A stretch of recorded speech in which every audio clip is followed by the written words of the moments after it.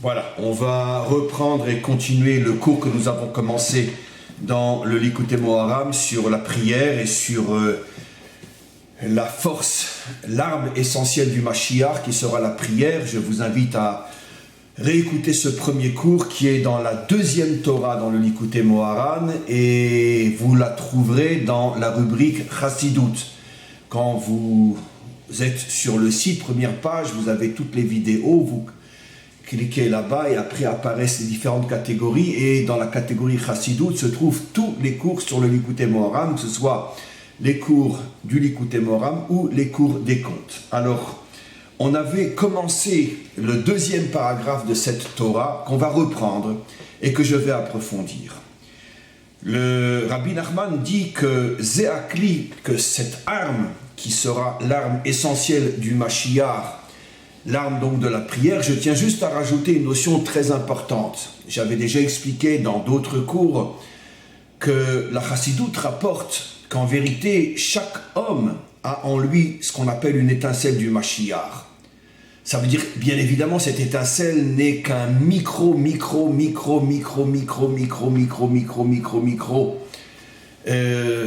force du Mashiach, mais par rapport à nous, cette étincelle du Mashiach, lorsqu'elle se dévoile, nous permet de réaliser des choses qui sont largement au-dessus et au-delà des capacités extrêmement réduites d'un homme standard. Parce que cette dimension Mashiach, comme on le sait, c'est la dimension qui révèle des forces qui sont au-dessus de la nature et d'abord au-dessus de notre propre nature. Donc c'est une force qui nous libère de toutes les limites de ce monde. Par rapport à nous, bien évidemment, ne prenez pas la chose d'une manière exagérée. Mais par rapport à nous, lorsque j'arrive à dévoiler l'étincelle du Mashiach qui est en moi, à ce moment-là, j'arrive à réaliser des choses qu'un homme standard, y compris moi-même, tant que je suis standard, n'aurait jamais pu réaliser. Le Mashiach lui-même aura bien sûr beaucoup plus que cette étincelle, il est le Mashiach. Donc il a en lui une force qui arrive à réparer l'humanité tout entière. Mais malgré tout, en nous aussi se trouve cette étincelle-là. Et donc, tout ce que Rabbi Nachman explique ici, et c'est bien sûr le cas dans tout enseignement de Torah, même si cet enseignement parle d'un homme précis, Abraham, Moshe, Yitzhak, Yaakov, Mashiach, David, malgré tout, comme on le sait, les personnages bibliques contiennent toutes les âmes du monde. C'est-à-dire qu'en vérité, chacun d'entre nous possédons une partie, même infime, de la notion qui est expliquée au sujet de ces personnages-là. Et donc on a le devoir de travailler dans le même sens afin de dévoiler ce que le maître du monde a mis en nous par rapport à la dimension de David, par rapport à la dimension d'Abraham, par rapport à la dimension du Mashiach, de Moshe et d'autres. Donc nous aussi, pour arriver à dévoiler cette étincelle du Mashiach qui est en nous, nous avons donc l'obligation de nous renforcer dans la prière, tel que je l'ai expliqué dans le prochain cours. Je ne parle absolument pas de la prière telle que malheureusement on la vit dans la plupart des lieux de prière aujourd'hui dans notre monde complètement fou. Je ne parle pas de ça. Réécoutez le premier cours et on continue maintenant. Maintenant, Rabbi Nachman va nous expliquer. Vezé aklitz zayin, cette arme-là qui dévoile la dimension Mashiach qui est dans le monde, Tsarir le kabel al yedei bechinat Yosef. On avait déjà vu ça, mais je le reprends pour l'approfondir. Cette étincelle-là, cette force-là ne peut se dévoiler que grâce à la force représentée par le personnage de Yosef. Aïnou. Et quelle est la force principale qui symbolise Yosef? Aïnou shmirat abrit, mot à mot, la pureté sexuelle. Kemo shekatuv, comme il est dit, Chagor charbecha al yerer, mets ton épée près de l'alliance. Traduction d'après le sens. L'alliance fait allusion bien sûr à la circoncision qui s'appelle Brit Mila, mot à mot la circoncision de l'alliance. Et parce que c'est à cet endroit-là précis que le maître du monde a établi son alliance avec Israël. Et donc le verset dit « Mets ton épée près de l'endroit où se trouve ton alliance » Et bien sûr, l'épée, comme on l'a expliqué dans le cours précédent, fait allusion, comme on l'a vu grâce à des versets, fait allusion à la prière, c'est-à-dire l'épée spirituelle.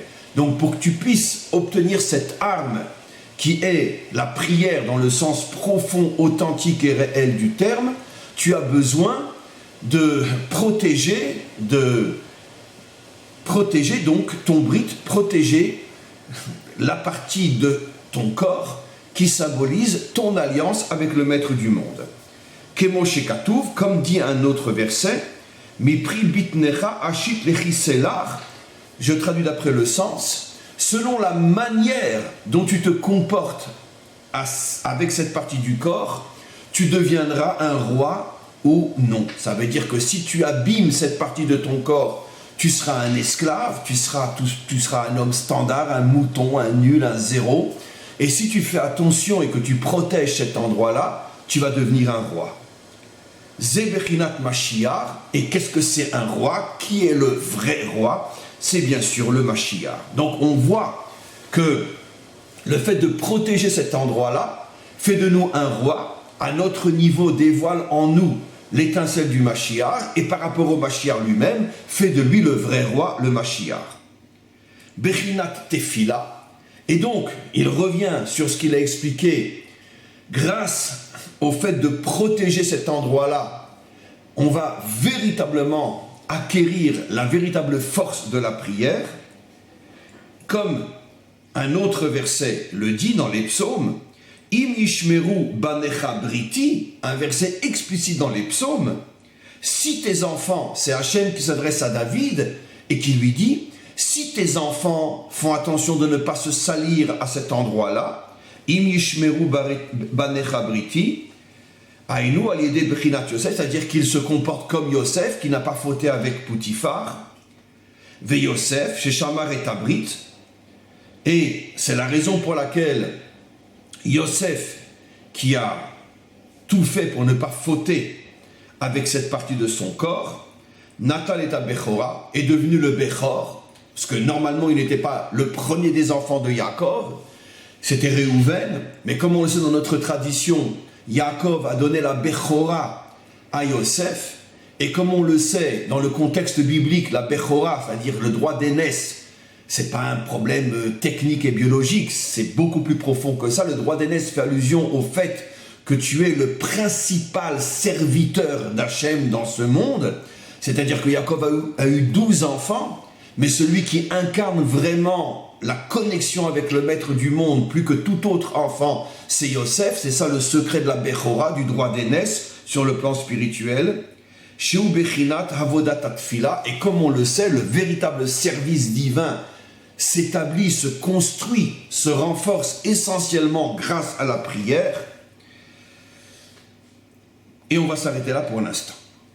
Alors, il faut approfondir, s'arrêter là dans le texte bien sûr, il faut approfondir ces notions absolument extraordinaires, profondes. Quel est le lien entre finalement la pureté sexuelle et la prière dans le sens messianique du terme, la prière qui est capable de faire de moi un être surhumain et de pouvoir réparer et construire ce monde chacun à son niveau, puisque finalement le Mashiach, le vrai, qu'est-ce qu'il va faire? Il va réparer et construire ce monde. Donc chacun d'entre nous, à notre niveau, si on a une étincelle du Mashiach, ça veut dire que chacun d'entre nous a le devoir d'apporter ses propres pierres à cette construction du monde.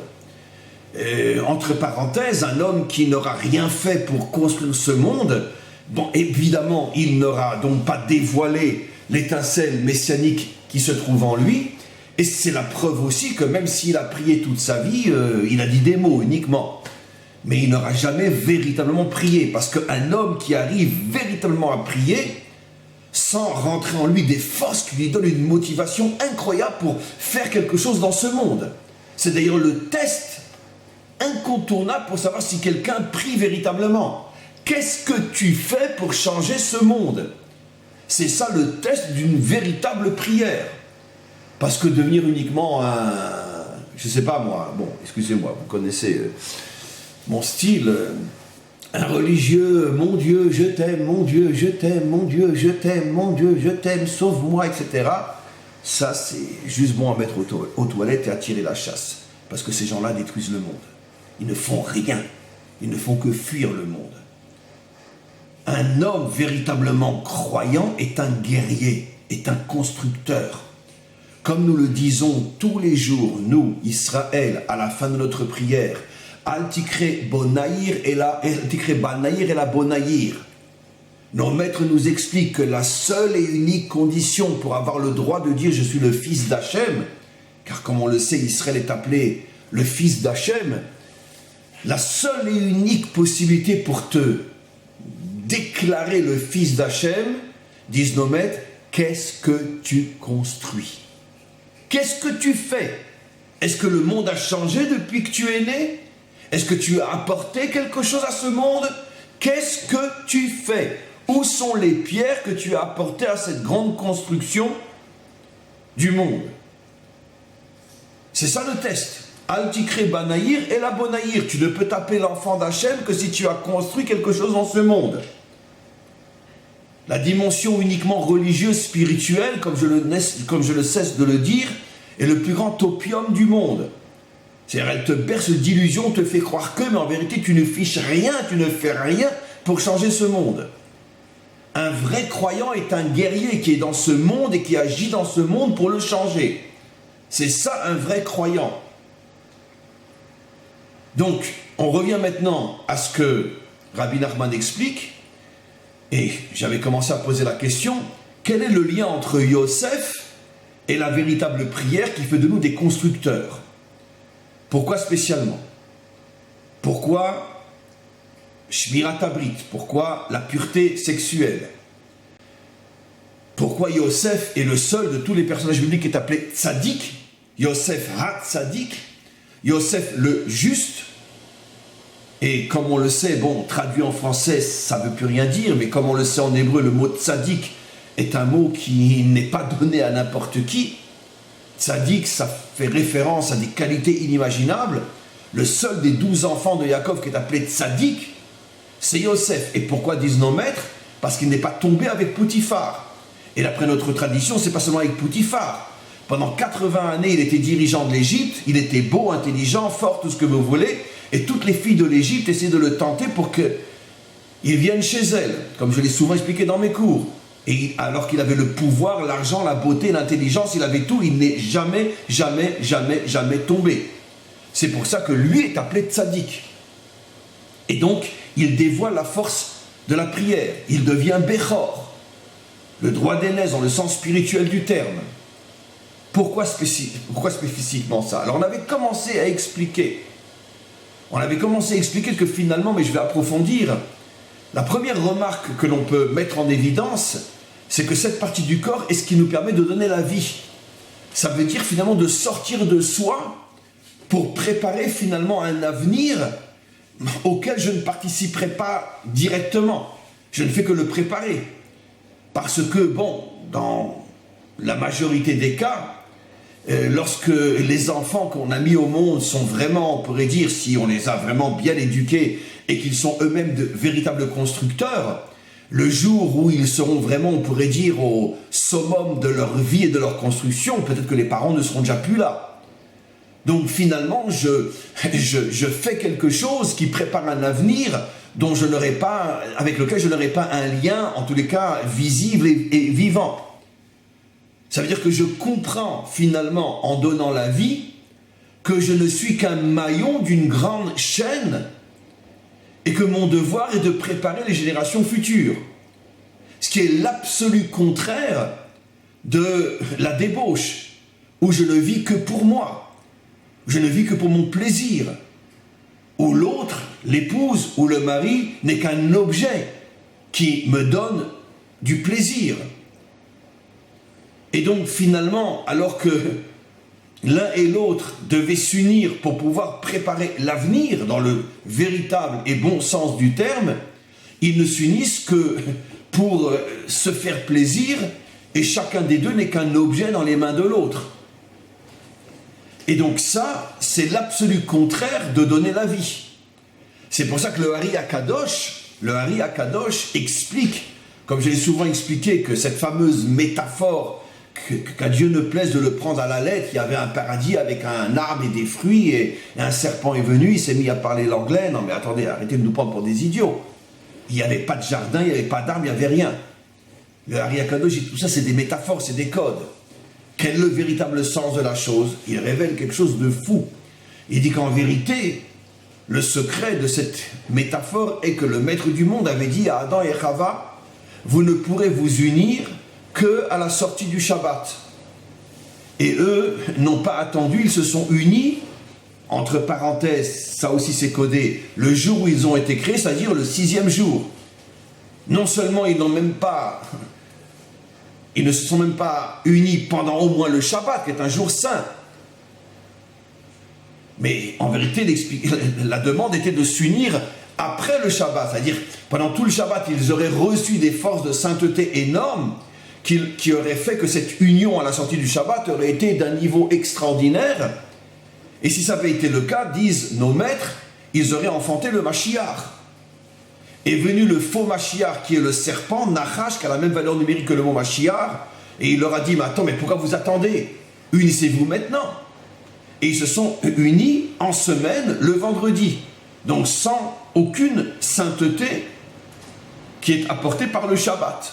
C'est-à-dire que cette union était une union profane, dont l'un des buts était uniquement le plaisir, sans aucune intention de donner quelque chose qui construira le monde.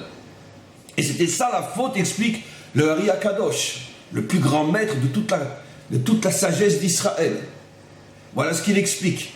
Donc on voit que finalement, le Ari Akadosh révèle que la première faute de l'humanité qui a amené et qui contient toutes les autres, c'est la recherche de plaisir et la transformation de l'autre en objet. Tu n'es là que pour me satisfaire. Un point, c'est tout. Plus aucun respect de l'autre, plus rien. Et plus aucune pensée de qu'est-ce qu'il y aura après moi, qu'est-ce que je laisse après moi, quelle est ma part de construction dans ce monde. Voilà la véritable raison, la raison profonde et première de ce qu'est un débauché. Un homme qui se fout royalement de ce monde, et encore moins de ce qu'il y aura après lui, c'est et moi, et moi, et moi, et moi, et que moi. C'est le monde dans lequel on vit. C'est le monde dans lequel on a toujours vécu dans toutes les générations. Et moi, et moi, et moi. Maintenant, comme on le sait, selon le principe qu'expliquent nos maîtres, que précisément l'endroit le plus important du corps est celui sur lequel se concentrent toutes les forces contraires, c'est précisément à l'endroit de l'alliance que se concentrent toutes les forces qui nous détournent de notre mission pour nous faire tomber dans la débauche, etc. Comme je disais dans un autre domaine, mais c'est exactement la même chose, c'est parce que justement Internet est aujourd'hui l'ustensile de la délivrance, c'est vraiment, vraiment, vraiment l'une des armes du Mashiach, parce que grâce à Internet, on peut diffuser la vérité dans le monde entier.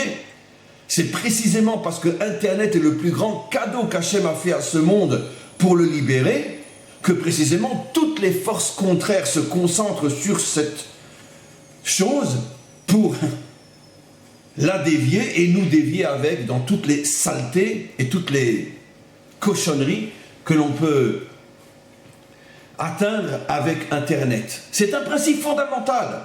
Si tu vois qu'une chose est complètement pourrie, sache que se cache en elle un cadeau divin inimaginable. C'est comme ça que ça fonctionne. Ce n'est que comme ça que ça fonctionne. Parce qu'une chose qui n'est pas intéressante dans le domaine du bien, les forces contraires ne se concentreront pas sur cet endroit pour le détourner, puisque même dans le bien, de toute façon, il n'ira pas trop loin. Donc il ne dérange pas les forces contraires. Donc dans le corps, la partie, on pourrait dire, qui correspond au plus à la volonté d'Hachem, c'est-à-dire fais quelque chose pour construire le monde à venir, ne te préoccupe pas que de toi, mais prépare le monde à venir. Cette partie du corps est l'endroit de l'alliance. Et c'est la raison pour laquelle sur toutes les parties du corps, là où les forces contraires sont les plus fortes, c'est à cet endroit-là justement. Et plus un homme faute avec cet endroit-là, et plus il se détruit, et plus il détruit le monde, et moins il le construit. Maintenant, vous avez tous et toutes compris pourquoi l'alliance était à cet endroit-là. Alors évidemment, l'idiot qui vit comme un idiot, Elle peut poser la question, mais pourquoi le maître du monde n'a pas trouvé un autre endroit pour faire son alliance avec Israël? C'est quand même un endroit un petit peu bizarre, cet endroit-là. Mais il n'y a effectivement que celui qui a le Guinness de l'idiotie qui peut dire une chose pareille.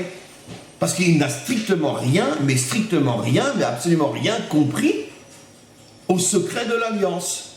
Précisément, c'est à cet endroit-là que Dieu établit son alliance avec nous pour nous faire comprendre que c'est la manière dont tu vas utiliser cet endroit-là qui va justement faire de toi un homme, un roi ou une chose, un esclave.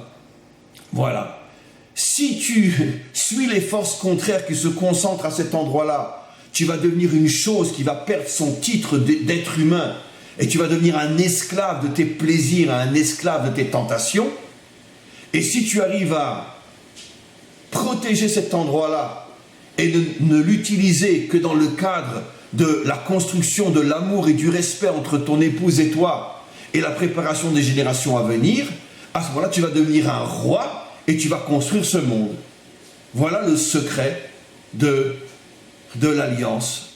C'est pour ça que Yosef, lui, qui correspond à ce qu'on appelle aussi plus tard dans l'histoire Mashiach ben Yosef, comme on le sait, il y a deux Messies, le Mashiach ben Yosef et le Mashiach ben David. Le Mashiach ben Yosef, lui, construit le corps du monde, et le Mashiach ben David apporte l'âme à l'intérieur de ce corps. Et la construction du corps, qui est, comme je le dis, la construction, dépend justement de la qualité de Yosef, de ne pas vivre uniquement pour se faire plaisir, mais vivre pour faire plaisir. D'accord ? Comme je donne toujours un exemple connu, quelqu'un est en train de manger un steak, il dit « Voilà, qu'est-ce que j'aime la viande !» Pauvre vache, qu'est-ce qu'elle a dû subir pour que tu puisses la manger? C'est pas la viande que tu aimes, c'est toi. Tu t'aimes toi-même. C'est même pas de l'amour, c'est uniquement du kiff et du plaisir. Exactement de la même manière dans une union. Oh ma chérie, qu'est-ce que je t'aime? Tu es sûr que tu l'aimes ou plutôt tu t'aimes? Et tu te sers d'elle pour avoir du plaisir. Les mots n'ont plus aucun sens dans notre monde. Car tout est falsifié, tout est changé. Et le culte de l'ego utilise de belles vitrines, de beaux mots, de belles phrases. Mon amour, ma vie, etc. Mais en vérité, c'est uniquement moi, moi, moi et uniquement moi. Donc on voit qu'effectivement, le maître du monde ne s'est pas trompé en choisissant cet endroit-là, parce que c'est cet endroit-là qui est le test sublime et suprême, à savoir si je suis un homme ou si je suis une chose. Voilà ce qui se passe. Maintenant, d'une manière encore plus profonde, en essayant de rapporter ce que nos maîtres nous enseignent, nos maîtres nous disent, et ça peut être prouvé sans aucun problème par la science, qu'en vérité, la semence prend naissance dans le cerveau. Ce sont, je ne saurais pas comment l'expliquer dans un langage français, je pourrais le faire en hébreu, mais ce n'est pas le cadre ici, parce que je connais les mots qu'utilisent nos maîtres en hébreu. Mais en français, on pourrait dire que les énergies, les premières énergies qui vont après, on pourrait dire, se matérialiser jusqu'à donner la semence, d'accord? Ne me tombez pas dessus, les savants, les médecins, etc., parce que c'est moi qui ai raison et pas vous. Faites une vraie recherche et vous verrez que j'ai raison. Pourquoi j'ai raison? Parce que c'est pas moi qui le dis, c'est nos maîtres. Et nos maîtres ne peuvent en aucun cas se tromper. Combien de fois, au tout début de l'ère scientifique, on commençait à tomber sur tout ce que nos maîtres disaient, même certains juifs qui voulaient s'assimiler. Mais en vérité, avec le temps, la science s'est affinée et on a compris rétroactivement que ce que nos maîtres disaient, c'est eux qui avaient raison et pas la science à ses débuts. Et donc c'est pareil pour tout. Un jour viendra, si ce n'est pas déjà le cas, je ne sais pas, un jour viendra où on comprendra qu'effectivement l'origine première de la semence, c'est le cerveau. Absolument. C'est pour ça que nos maîtres nous disent que dans l'union, il faut avoir de bonnes pensées. C'est pour ça que nos maîtres nous disent qu'il ne faut pas s'unir lorsqu'on est triste, lorsqu'on n'est pas bien, lorsqu'on est en colère. Il ne faut pas s'unir. Alors évidemment, un débauché, lui, il s'en fout royalement, puisque ce qui compte, c'est le kiff et le plaisir. Mais nos maîtres disent, dans le cadre d'une union saine, dans les deux sens du terme, ne t'unis pas avec ta femme lorsque tu n'es pas bien, lorsque tu as des soucis, lorsque tu es en colère, lorsque tu es perturbé, lorsque tu es triste. Parce que tes pensées, ton état d'esprit va influencer ta semence et l'enfant qui va sortir sera malheureusement en partie conditionné par l'état d'esprit que tu avais au moment de l'union. Nos maîtres parlent énormément de cette chose-là. C'est pour ça qu'ils disent que le moment privilégié pour s'unir, c'est quand tu es heureux, quand tu es plein d'optimisme, de joie. C'est à ce moment-là, parce que l'enfant qui va sortir sera un enfant qui lui-même sera rempli de cet état d'esprit. C'est pour ça que nos maîtres rajoutent que pendant les périodes de guerre ou de famine, on ne s'unit pas. Parce que pendant les périodes de guerre ou de famine, quand les Juifs étaient enfermés dans des ghettos ou je ne sais où, comment voulez-vous que l'enfant qui puisse sortir, si c'est le cas, puisse être un vrai roi? Non, ça va devenir un être qui toute sa vie aura des problèmes mentaux et des problèmes nafshi, des problèmes mentaux, des problèmes, comment on dit, je ne sais plus on dit en français, des problèmes psychologiques, voilà, terribles, puisqu'il a été conçu dans une situation où les parents étaient à moitié morts. Donc nos maîtres expliquent que la semence et la vie qui viendra dépend beaucoup de l'état d'esprit. Et donc, si l'état d'esprit est propre, l'enfant sera propre. Si l'état d'esprit n'est pas propre, l'enfant ne sera pas propre. Alors maintenant, vous avez tous compris.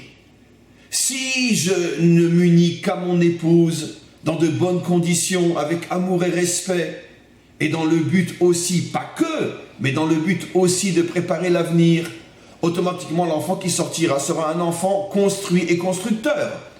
Mais si je vais avec une sale femme, avec un sale homme, uniquement pour m'amuser, et puis bon, qu'il y a un accident, et puis qu'elle tombe enceinte, c'est sûr que ce qui va sortir de là sera une chose complètement pourrie. Automatiquement. Et donc, malheureusement, grâce à ce que j'explique, on comprend toute l'histoire. Parce que la majorité des générations qui naissent, la majorité des hommes et des femmes dans chaque génération ne sont pas le résultat d'une union, d'un amour et d'un respect véritable avec sainteté et d'une manière saine, dans un état d'esprit fort et puissant. Et c'est pour ça que toutes les générations sont dirigées par des fous furieux. Parce qu'eux-mêmes sont issus d'unions et de relations terribles. On a ici expliqué l'un des plus grands secrets de l'histoire. Ce n'est pas de moi, bien sûr, nos maîtres en parlent des centaines de fois dans tous les enseignements sur ce sujet-là. Que finalement, toutes les guerres, toutes les atrocités, toutes les catastrophes, toutes les corruptions qu'il y a dans ce monde, c'est tout simplement parce que ceux qui sont justement les dirigeants de ces guerres, de ces corruptions et de ces affrosités, sont eux-mêmes, dans 100% des cas, issus d'unions complètement pourries.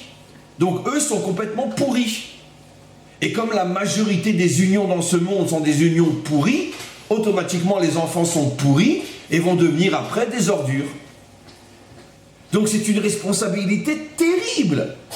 C'est pas seulement que quand je m'unis pour m'amuser, je ne construis pas le monde. C'est qu'en vérité, si un enfant sort de là, je le détruis, le monde. Et toutes les grandes ordures de l'histoire, comme Hitler, comme Staline, etc., étaient tous des enfants issus d'unions catastrophiques. C'est ça le grand secret. C'est pour ça que Hachem dit « Mon alliance, je la fais à cet endroit-là ». Parce que c'est de cet endroit-là que dépend le véritable salut du monde. Donc c'est un enseignement absolument fabuleux que nous révèle ici Rabbi Nachman, à partir bien sûr de textes et d'enseignements qui le précèdent, mais il sait comment l'amener d'une manière extraordinaire. Voilà le grand secret ici.